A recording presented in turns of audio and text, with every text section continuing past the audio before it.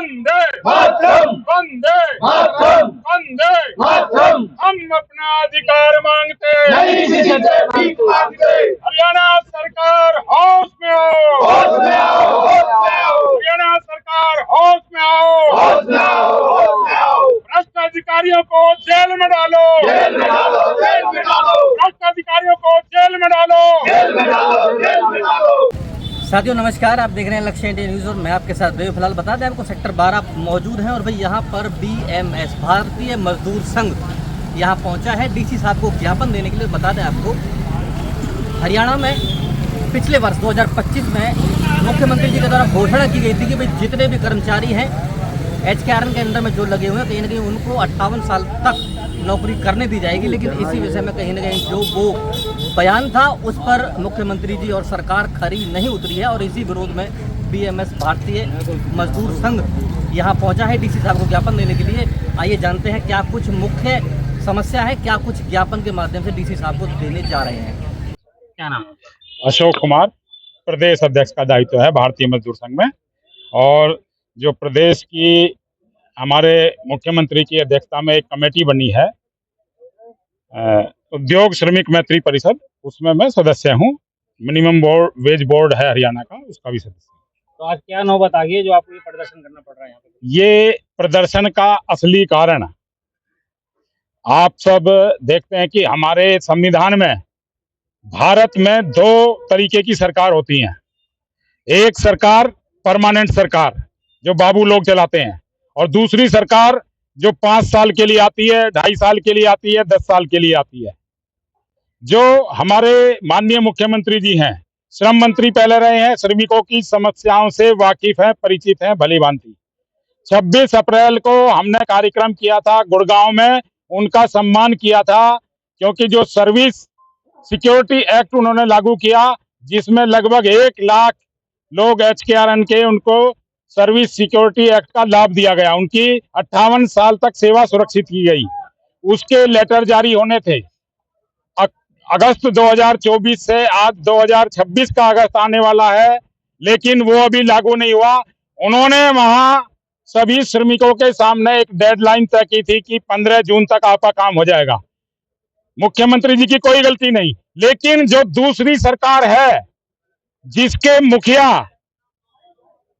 रस्तोगी जी, अनुराग रस्तोगी, जो अभी कल ही उनका एक्सटेंशन खत्म हुआ, दोबारा से 6 महीने का एक्सटेंशन मिला। जिन अधिकारियों के पेट नहीं भरते, 35 साल नौकरी करने के बाद भी जो प्रदेश को नहीं संभाल पाए, उनके पेट नहीं भरे, अब फिर उनका दिसंबर तक बढ़ाया गया है। ऐसे लोगों को इनकी नैतिकता, जो चीफ सेक्रेटरी की कुर्सी पे बैठा है उसकी नैतिकता खत्म हो चुकी है। अगर उसमें नैतिक बल था तो उसको कल ही रिजाइन करना था, क्योंकि वो कर्मचारियों के लिए, श्रमिकों के लिए, आप देख रहे हैं फरीदाबाद को नर्क बना हुआ है। मिनिमम वेज बोर्ड का मैं सदस्य हूँ। मिनिमम वेज तय कर दिया, सरकार ने तय कर दिया, 1 अप्रैल से लागू करना था, कोई भी उद्योग उसको लागू नहीं कर रहा है। और जो श्रमिक विभाग के अधिकारी हैं ये क्या कर रहे हैं, एक यहाँ श्रमिक विभाग के जो DLC आए हैं, उससे पहले एक DLC थे, आपस में लड़ रहे हैं, ऊपर तक पैसा पहुंचाते हैं, सबको पोस्टिंग चाहिए। ये 5वीं बार जो DLC है, 5वीं बार फरीदाबाद में आया। ऐसा फरीदाबाद में कौन सा धन गड़ा हुआ है जो ये बार बार फरीदाबाद में आता है? और इसका जब फरीदाबाद से ट्रांसफर किया तो हाई कोर्ट में जाकर स्टे लेकर के आया है।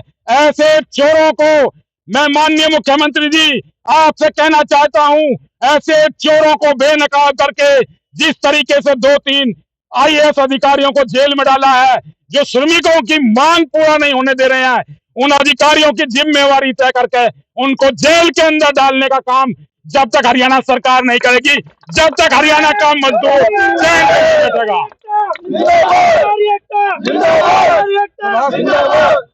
आज यहाँ पे आप प्रदर्शन कर रहे थे, क्या कुछ मतलब ज्ञापन देंगे किसी को, क्या है मैम? आज पूरे हरियाणा में सभी जिला उपायुक्तों के द्वारा हम एक ज्ञापन दे रहे हैं माननीय मुख्यमंत्री जी को। हमारी कोई नई मांग नहीं है, हमारी वही पुरानी मांगे हैं जिन पे सहमति बन चुके थे, जिनको सहमति बनने के बाद इन बाबुओं ने इन अधिकारियों ने लागू नहीं होने दिया है। हम आज इसलिए आए हैं क्योंकि हमने इंतजार किया मुख्यमंत्री जी को, क्योंकि मुख्यमंत्री हैं, बेशक ईमानदार हैं, बेशक काम करने वाले हैं, लेकिन उनकी भी जिम्मेदारी है कि जो ऐसे भ्रष्ट अधिकारी हैं उनकी नाक में नकेल डालें। और अगर मुख्यमंत्री जी आप ऐसे अधिकारियों की नाक में नकेल नहीं डाल सकते तो हम आपकी नाक में नकेल डालने का काम करेंगे। हम हरियाणा सरकार की नाक में नकेल डालने का काम ये मजदूर करेगा। पहले सहमति बन चुकी थी, लागू नहीं किया, तो अब उम्मीद करते हैं कि जब ज्ञापन देंगे तो मुख्यमंत्री लागू करने देंगे इसको। लागू नहीं करेंगे तो वहीं जाकर घेरेंगे। अभी तो ये चेतावनी है, एक नारा होता है ना हमारा, अभी तो ये अंगड़ाई है, अभी तो ये चेतावनी है उनको। और उस चेतावनी से मुख्यमंत्री जी जानते हैं कि भारतीय मजदूर संघ क्या है। भारतीय मजदूर संघ कोई नाजायज मांग नहीं करता, लेकिन जिस मांग पर सहमति बनने के बाद नहीं होती, हम सरकार को उखाड़ फेंकेंगे। ऐसी सरकार हमको नहीं चाहिए जो ऐसे भ्रष्ट अधिकारियों पर नकेल नहीं लगा सकती। क्या नाम है आपका? मेरा नाम नीरज मावई, जिला अध्यक्ष भारतीय मजदूर संघ। मावी साहब आज प्रदर्शन कर रहे हैं, यहाँ पे जी। ज्ञापन देने पहुंचे, क्या कुछ कहेंगे? नहीं, ज्ञापन देने आए हैं। ये ज्ञापन के अपने डीसी साहब के माध्यम से ये ज्ञापन सीएम साहब को देंगे हम। अगर हमारी मांगों को, अभी से आपको बता दिया श्री जैन जी ने सारी बात, अगर हमारी मांगों को ये मानते हैं तो ठीक है, नहीं तो ये तो बहुत छोटी सी बात है। छोटा सा आज पूरे हरियाणा के अंदर हर डीसी साहब को ज्ञापन दिया जा रहा है। इसके बाद ये जो छोटा सा आंदोलन ना बहुत बड़े आंदोलन में तब्दील हो जाएगा, बदल जाएगा। अगर आज हमारी मांग मान ली जाती है तो अच्छी बात है, नहीं तो फिर ये सरकार देखे कि हम कितना बड़ा प्रदर्शन करने के लिए। सुभाष चंद्र क्रांतिकारी, हरियाणा टूरिज्म, अरावली गोल क्लब, बीएमएस संबंधित हरियाणा टूरिज्म संघ प्रचार मंत्री। आज हमारे टूरिज्म के अंदर इतनी भ्रष्टाचार है, जो लोग रिटायर हो गए, सरकार फिर उनको रख रही है दोबारा। कितने मेरे यहाँ अरावली गोल क्लब में लगे हुए हैं, आप देखिए जाके। और ऐसे रख रखे जो कि हमारी परमानेंटों की सर्विस बुक से भी छुट्टी खत्म कर दी, मेरी खुद की छुट्टी सारी खत्म कर दी, लीव लगा दी। आज मुझे 43 साल हो गए, मेरी ज्वाइनिंग होटल राजन से है। 83 में मैं भर्ती हुआ था, 89 में परमानेंट हुआ था। इतना भ्रष्टाचार है, समय पर हमारा ग्रेजुएट ही नहीं मिलती, मेडिकल की कोई सुविधा नहीं, 2-2 सालों में हमारे मेडिकल आते हैं। तो बताइए, आप सरकार को कहना चाहिए इन भ्रष्टाचारियों को जेल में डालना चाहिए। जो हमारे प्रधान जी अशोक प्रधान जी ने कहा, मैं समर्थन करता हूं अशोक प्रधान जी का, इस भ्रष्टाचार को खत्म करिए। और कर्मचारी इतने परेशान है, छुट्टी के पैसे नहीं मिल रहे, मेडिकल के पैसे नहीं मिल रहे, और कौशल रोजगार जो बेचारा घूम रहा है उसको परमानेंट नहीं करते। अब हमारे यहाँ 1350 रुपए खाने कर दिए एक टाइम के, वो बेचारा क्या करेगा जिसको 12-13 हजार मिल रहे हैं, उसके 2 टाइम के 2,500 रुपए काट रहे हैं वो लोग, वो क्या करेंगे। इसलिए मजबूरन मुझे यहाँ आना पड़ा। और